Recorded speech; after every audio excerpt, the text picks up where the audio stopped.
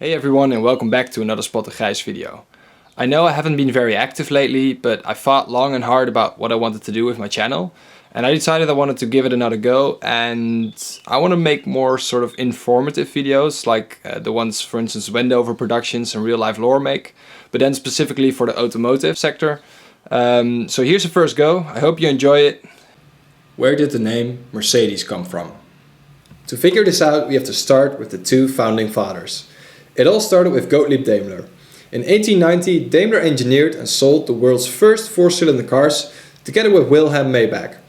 Wilhelm Maybach served as Daimler's chief engineer and designed the car that was sold to Emil Jelinek, a wealthy Austrian businessman who would purchase Daimler vehicles and modify them to race them.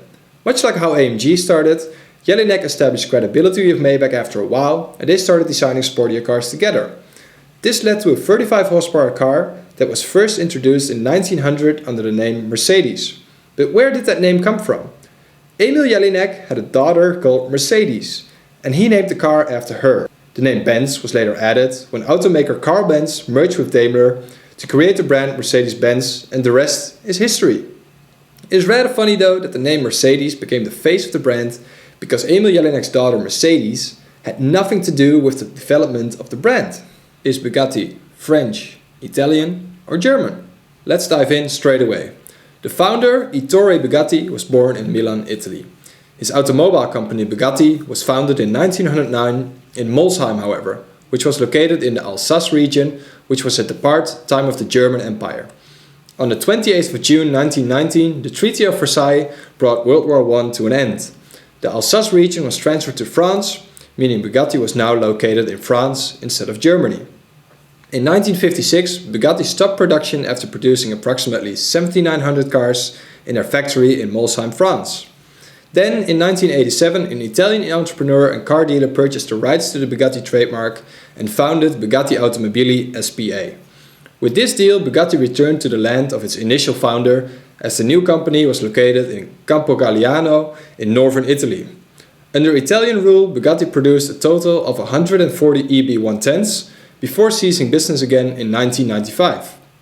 3 years later, in 1998, Volkswagen AG acquired the rights to the Bugatti brand and started developing several prototypes, with one of them being the Veyron. After development, Volkswagen AG decided in 2001 that the Veyron would have to be produced in Molsheim, France, the birthplace of the Bugatti brand. So, Bugatti started as a German company, then became French, was then Italian for a while, and is now French again. Although, you could argue that with Volkswagen AG being the owner, it is actually a German company again, just like it was when it was founded 109 years ago.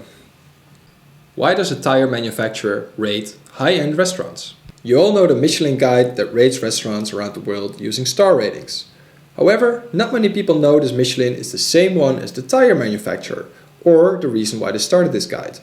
The Michelin brothers came up with the idea of the Michelin guide in 1900 already, to get the limited number of drivers to use up their tires and thus be able to sell more. They wanted to turn cars from a luxury form of transport to a daily mode of transportation over long distances. Their guides listed hotels, mechanics and gasoline shops throughout France. It's said that they even put up homemade road signs to point travelers in the right direction. Later on, the 3-star system was introduced, with a very clever way of getting people out and about with their cars. The stars each represent a certain driving focus. 1 star, high quality cooking, worth a stop. 2 stars, excellent cooking, worth a detour. 3 stars, exceptional cuisine, worth a special journey. So the Michelin guide that can make or break restaurants around the world is actually just a very clever tool to get people to drive their cars over longer distances. Why is the ignition in a Porsche on the left side of the steering wheel? Whenever you step inside a Porsche, one of the first things you notice is that the ignition is on the left side of the steering wheel instead of on the right side of the steering wheel like in any other car. There's actually a really cool story behind this, and it all goes back to the infamous 24 Hours of Le Mans race. Traditionally, the race would start with what is known as the Le Mans start. The cars would be lined up next to the pit wall, with the drivers being positioned on the other side of the track. Once the flag dropped, the drivers had to rush to their cars, strap themselves in, and drive off as fast as possible.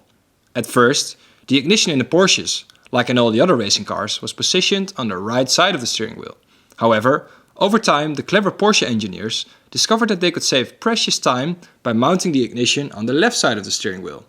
This way, the drivers put the key in with their left hand, while pushing in the clutch with their foot and engaging the gear with their right hand, all at the same time. This gave the Porsches an advantage of a few seconds over competitors.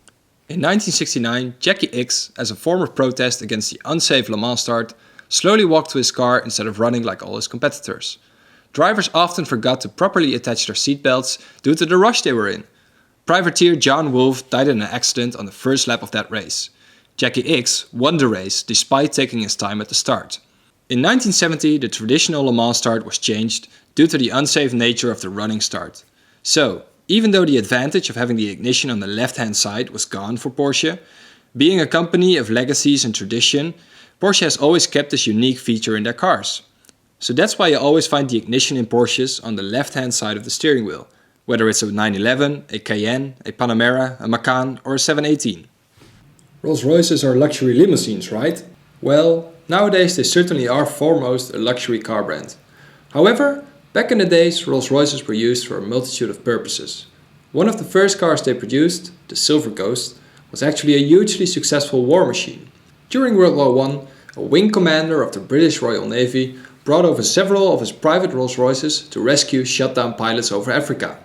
And with his bright idea of strapping a Maxim machine gun to the back of these open tours, the Silver Ghost was now a chariot of war. The British War Office ordered Rolls-Royce to prepare chassis to be fitted with armor-plated bodies. In accordance, all civilian chassis were requisitioned, and by October 1914, all Rolls-Royce production for civilians had ceased. Power for the Silver Ghost came from a 7.5-liter straight-six engine producing 80 horsepower. Armored cars received heavy-duty rear springs, but were furthermore the same underneath as civilian models. The steel plate armor was at 0.47 inch in thickness, bulletproof to standard rifle rounds. The cars were fitted with a high-mounted revolving turret with a Navy-issue Vickers machine gun. Armored Rolls-Royces were used in numerous fields of battle until the 1950s. Afterwards, almost all armored bodies were removed and the chassis sold back into civilian life. One exception is the Sliabna Mban, one of the 13 made 1920 Rolls-Royces that played a vital role in the Irish Civil War. It has been fully restored but still bears bullet holes from the conflict. Because it is owned and serviced by the Irish Army, budget requirements mean that it must be able to perform all duties of any other armored vehicle. Therefore, it is driven by specially trained soldiers and it fires its Vickers gun at least once a year at the range. So, that was my first new style video. I hope you liked it, I hope you found it very interesting. So please give me some feedback in the comments, tell me what you want to see more in the future. I already have tons of ideas on new videos to make, so I'm already working on those. And hope to see you soon. Bye!